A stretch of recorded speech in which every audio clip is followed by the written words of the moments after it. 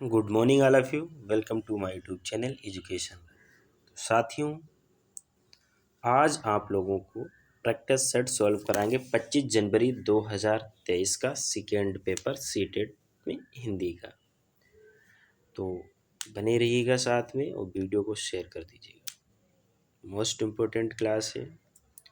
पूरा practice set मैंने select किया है, एक भी क्वेश्चन बच के नहीं जाएगा। ठीक है, तो चलते हैं। इसमें पैराग्राफ भी है, पहले पैराग्राफ सॉल्व करवाएंगे उसके क्वेश्चन, क्योंकि 2 पैराग्राफ आते हैं आपके एग्जाम में सीटेड में। ठीक है, तो दोनों पैराग्राफ सॉल्व करवाएंगे और अदर भी जो भी क्वेश्चन आए हुए हैं 2023 के वो सब पूरा सॉल्व करवा देंगे। ठीक है, हिंदी का है तो देखिएगा पैराग्राफ पहले।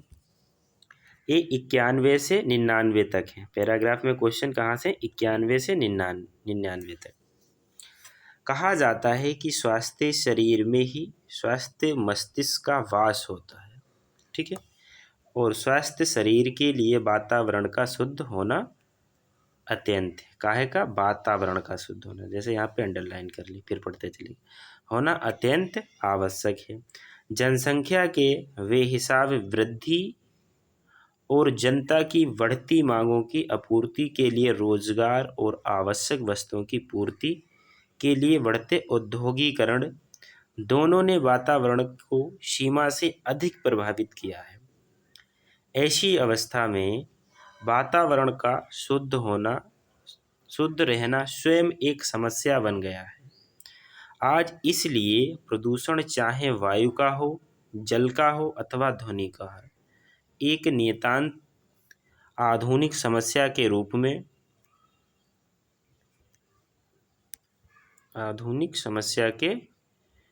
में सामने है, क्योंकि जिस वातावरण में और जिस वायुमंडल में हम सांस लेते हैं वह प्रदूषित हो जा रहा है।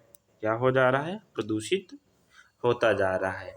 और यह स्थिति केवल भारत की नहीं है, बल्कि अधिकांश देशों में प्रदूषण की समस्या विकट जा रही है। इसको अंडरलाइन कर लीजिए, जैसे मेन पॉइंट है।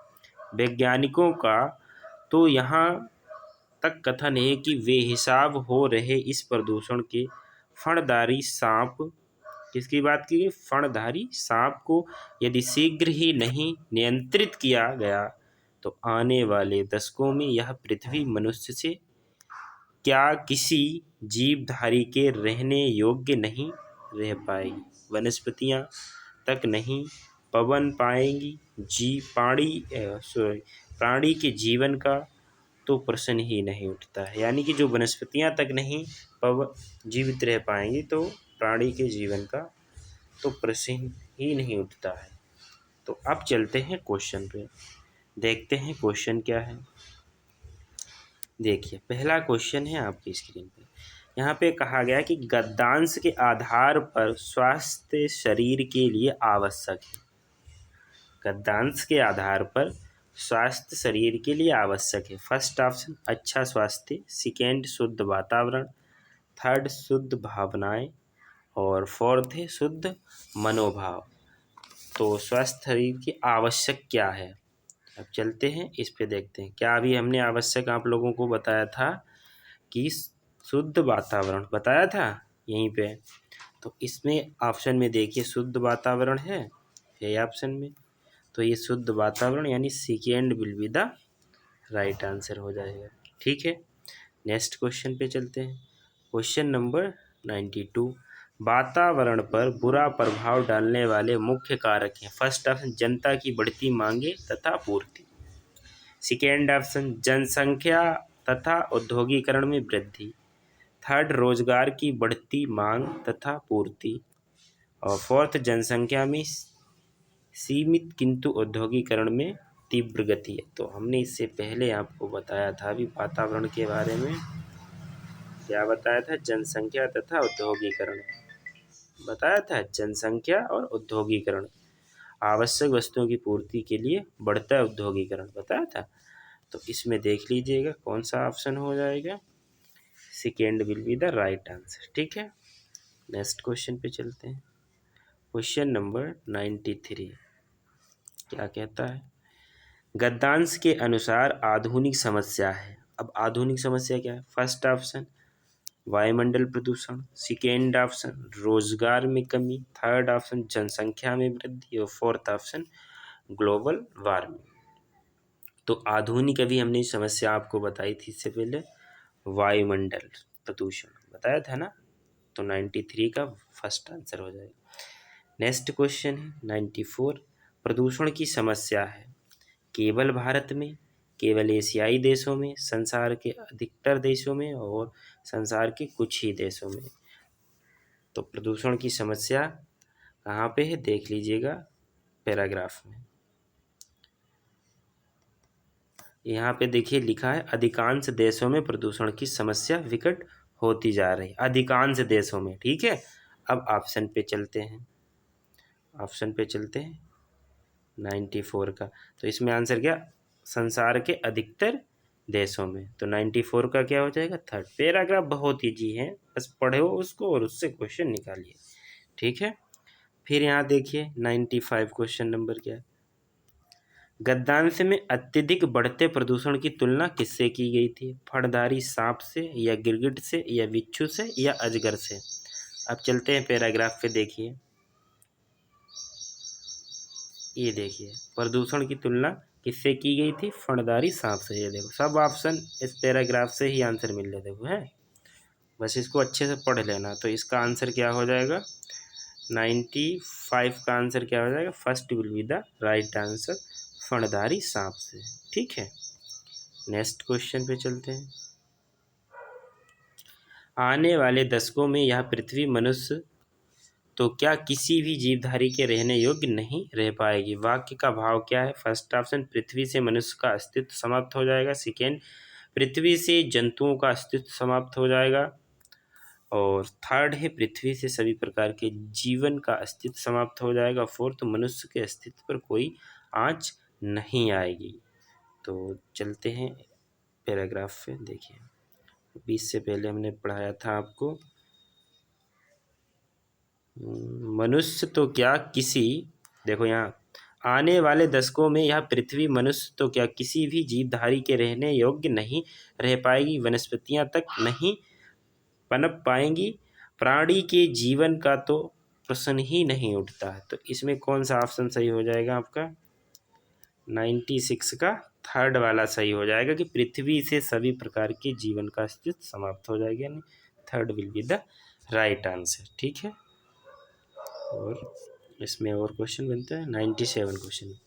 नियंत्रित शब्द में प्रत्यय है, नियंत्रित, तो इसमें प्रत्यय क्या हो जाएगा, इत हो जाएगा, नियंत्रित। सेकेंड 98 क्वेश्चन नंबर, दशक में समास का भेद बताइए, यानी दशक में कौन सा समास है?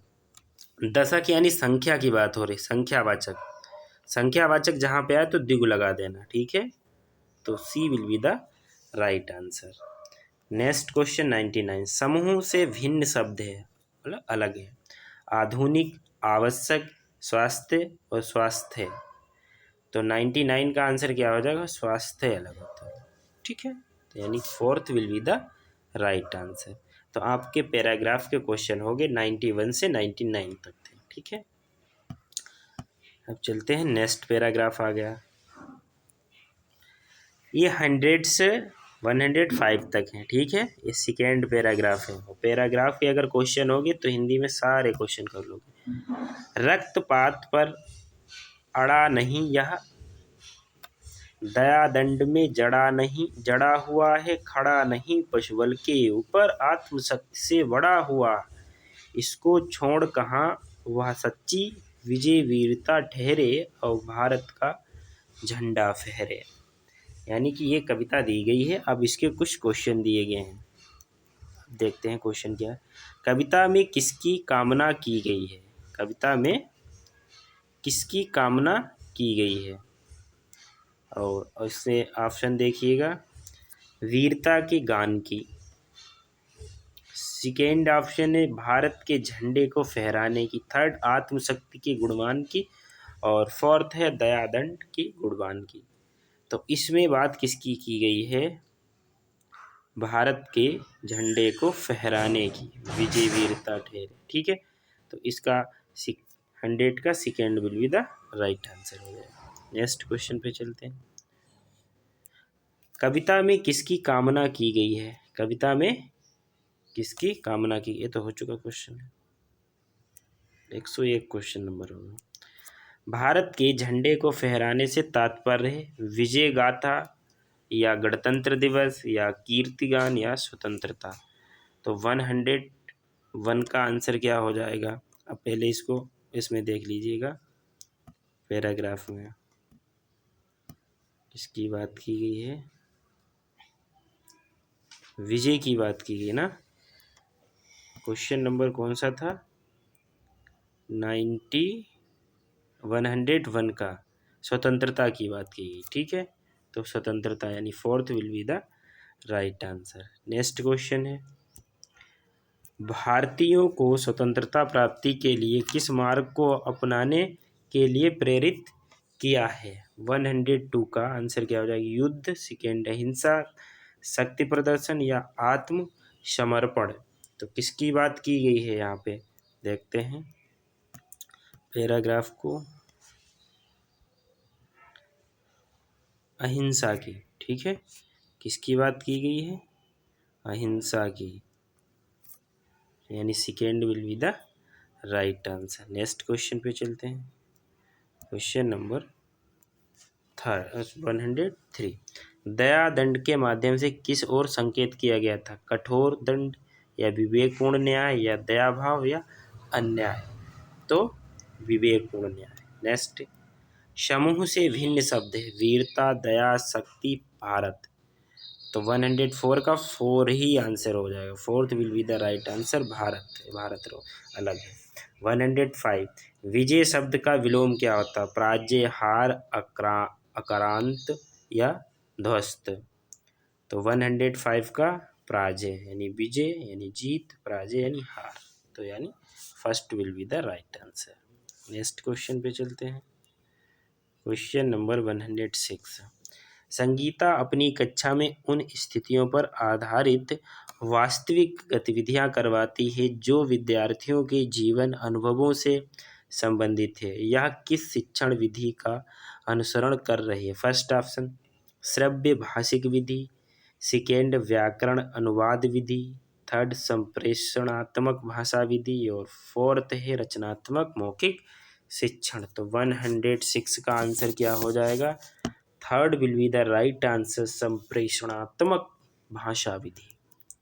नेक्स्ट क्वेश्चन पे चलते हैं। क्वेश्चन नंबर 107, प्रत्यक्ष विधि के संबंध में कौन सा कथन सही है? फर्स्ट ऑप्शन, प्रत्यक्ष विधि का उद्देश्य विद्यार्थियों को दैनिक स्थितियों में भाषा प्रयोग में मदद करना नहीं है। सेकेंड ऑप्शन, प्रत्यक्ष विधि का उद्देश्य विद्यार्थियों को केवल कक्षा में भाषा प्रयोग के लिए मदद करना। थर्ड ऑप्शन, प्रत्यक्ष विधि का उद्देश्य विद्यार्थियों को दैनिक स्थितियों में भाषा प्रयोग में मदद करना। फोर्थ ऑप्शन, प्रत्यक्ष विधि का उद्देश्य विद्यार्थियों को पाठ्य सामग्री का अनुवाद करके भाषा, व्याकरण व शब्द भंडार के प्रयोग में मदद करना।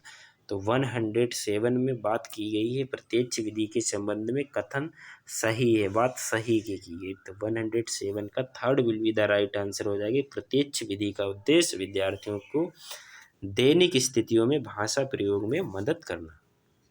नेक्स्ट क्वेश्चन पे चलते हैं। क्वेश्चन नंबर 108, बबीता अपने विद्यार्थियों से आरंभिक ध्वनि उत्पत्ति और तुकबंदी को पृथक करवा रही है। इस तरह से वह उनकी किस पक्ष को मजबूत कर रही है? फर्स्ट ऑप्शन, ध्वनि विज्ञान जागरूकता, सेकेंड आकृति विज्ञान जागरूकता, थर्ड चित्र विज्ञान जागरूकता, फोर्थ व्याकरण के प्रति। तो 108 का आंसर हो जाएगा, first will be the right answer, ध्वनि विज्ञान जागरूकता। नेक्स्ट क्वेश्चन पे चलते हैं। क्वेश्चन नंबर 109, निम्न में से किसे सारांश पठन के रूप में भी जाना जाता है? फर्स्ट ऑप्शन, सरसरी और पठन, सेकेंड बारीकी से पठन, थर्ड डिकोड करना, फोर्थ कूटबद्ध करना। तो 109 का आंसर क्या हो जाएगा? First will be the right answer, सरसरी तौर पर पठन। नेक्स्ट क्वेश्चन है 110। निम्नलिखित में से किसके अंतर्गत पाठ्य सामग्री को जल्दी जल्दी किसी विशिष्ट सूचना के लिए पढ़ा जाता है?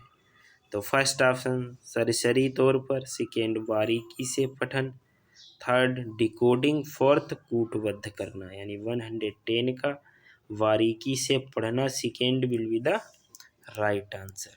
नेक्स्ट क्वेश्चन पे चलते हैं। Question number 111।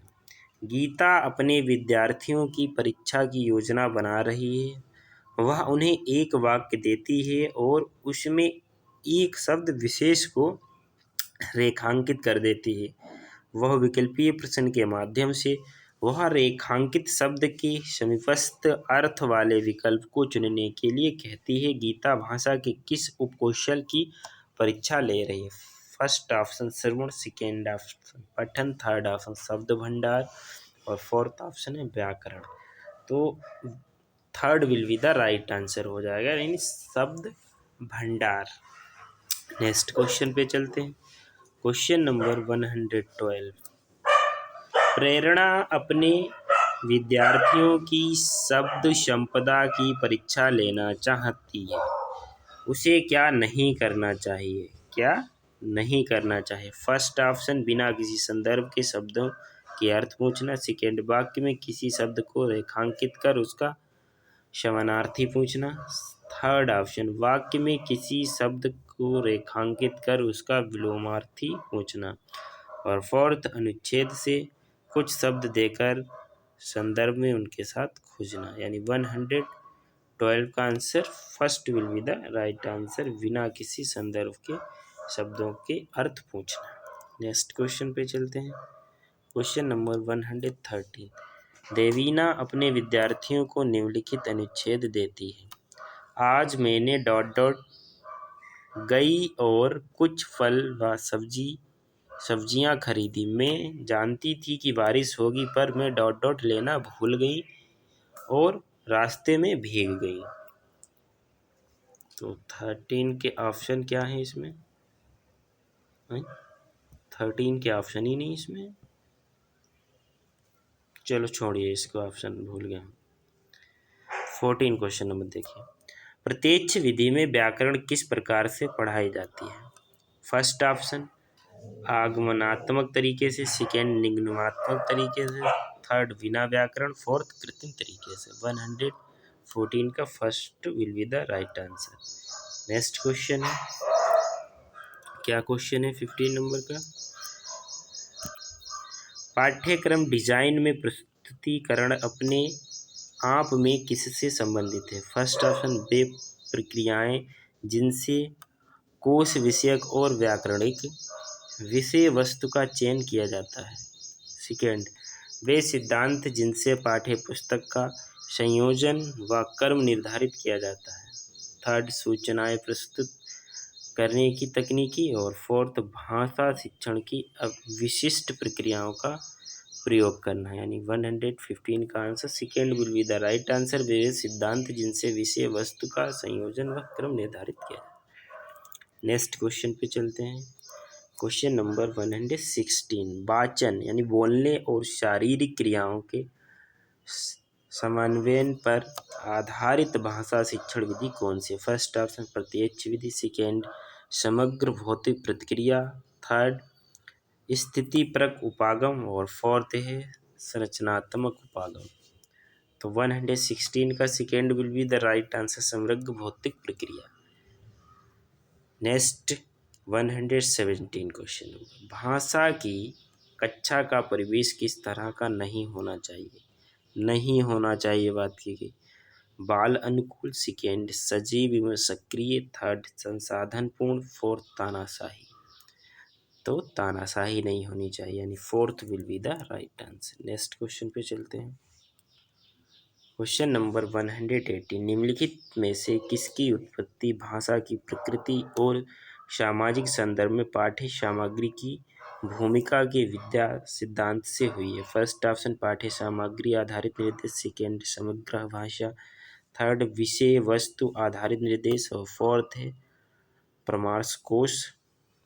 तो 18 का आंसर 118 का first will be the right answer. Next question भाषा के विविध प्रकार जो दूसरों से केवल उच्चारण में ही भिन्न नहीं होते बल्कि शब्द भंडार, व्याकरण और शब्द क्रम में भी भिन्न होते हैं, उन्हें किस रूप में जाना जाता है? फर्स्ट ऑप्शन बोली, सेकेंड ऑप्शन उच्चारण लहजा, थर्ड ऑप्शन अपबोली और फोर्थ ऑप्शन है विशिष्ट शब्दावली। 119 का first will be the right answer, बोली आंसर हो जाएगा। नेक्स्ट क्वेश्चन पे चलते हैं। आर्मी विधि और किस नाम से जानी जाती है? फर्स्ट ऑप्शन श्रव्य भाषिक विधि, सेकेंड प्रत्यक्ष विधि, थर्ड परामर्श कोश और फोर्थ है समग्र भौतिक प्रक्रिया। तो इसका first will be the right answer. तो वीडियो कैसी लगी? अगर अच्छी लगी तो लाइक शेयर सब्सक्राइब करना बिल्कुल ना भूलें। और जिन्होंने प्रीवियस ईयर के प्रैक्टिस सेट नहीं देखे, चैनल पे पड़े हुए हैं, प्लेलिस्ट बनी हुई है, उसको ज़रूर अंततः देखें। अति महत्वपूर्ण क्लासेस है और इसको भी अधिक से अधिक शेयर कर दीजिएगा। Thanks for watching.